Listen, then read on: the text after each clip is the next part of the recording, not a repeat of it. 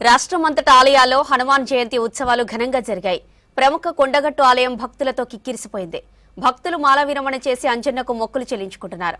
జిల్లాలో హనుమాన్ శోభాయాత్ర వైభవంగా నిర్వహించారు.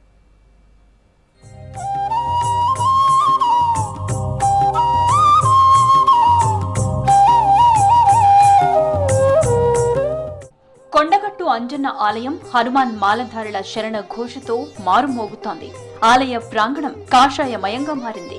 రాష్ట్రం నలుమూలల నుంచి హనుమాన్ మాలధారులు కొండగట్టుకు వస్తున్నారు. 4-5 రోజుల క్రితం తమ గ్రామాల నుంచి కాలినడకన బయలుదేరి గుట్టకు చేరుకుంటున్నారు.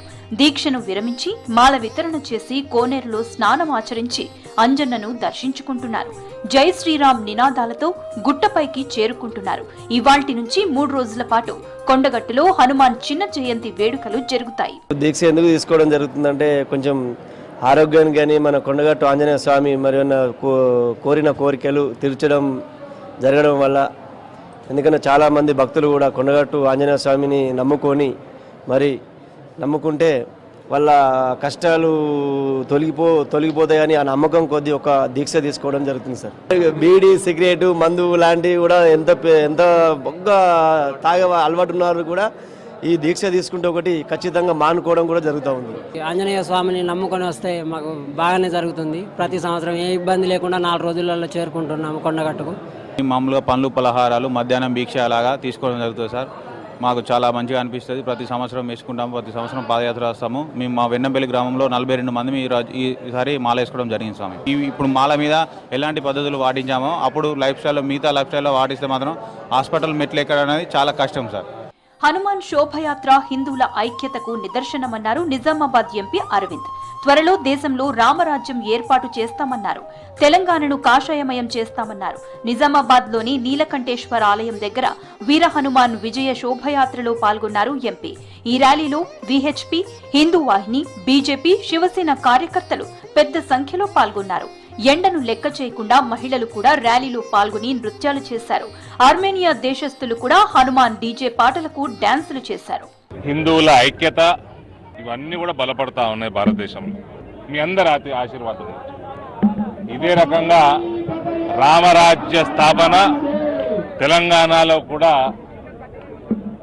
అతి త్వరలో స్థాపించుకోవాల్సిందిగా కోరుకుంటూ నేను ఇవాళ ఆంజనేయ స్వామిని, బజరంగ్ బలిని కోరుకోవడం జరిగింది. ఆంజనేయ స్వామి ఆశీర్వాదంతో తెలంగాణలో కూడా బలమైన రామరాజ్య స్థాపన చేకూరాలని నా మనస్ఫూర్తిగా ఇందూరు గడ్డ మీద నుంచి కోరుతా ఉన్నాను.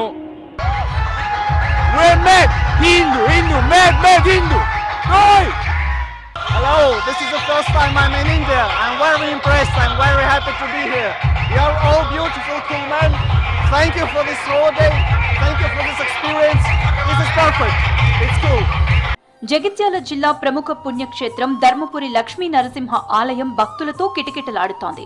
హనుమాన్ జయంతి సందర్భంగా ఉదయం నుంచే స్వామివారి దర్శనానికి వస్తున్నారు భక్తులు.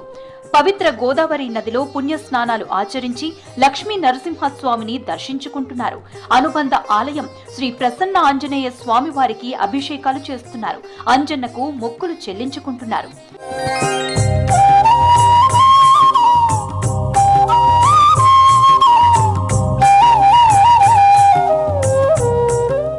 మెదక్ జిల్లా అంతటా హనుమాన్ జయంతి ఉత్సవాలు ఘనంగా జరిగాయి. నర్సాపూర్ హనుమాన్ దేవాలయం నుంచి జల హనుమాన్ ఆలయం వరకు శోభాయాత్రను ప్రారంభించారు ఎమ్మెల్యే సునీతారెడ్డి.